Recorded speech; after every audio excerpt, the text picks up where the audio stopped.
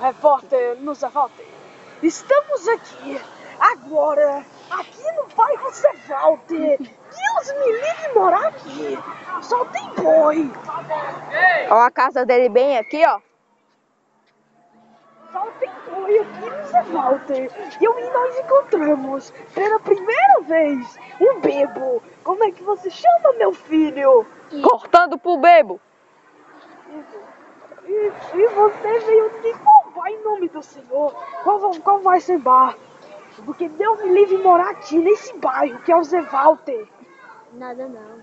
Fala mais rápido. Nada não. Então você viu aí. Você viu aí a imagem do bebo mais fuleiragem do Zé Walter. É por isso. O outro levou uma garrafa de cachaça. Então é isso. O bairro tem boi, tem cachaceiro e tá todo mundo liso. Eu não vi nenhum táxi passando agora nesse bairro. É um bairro de corno. Então...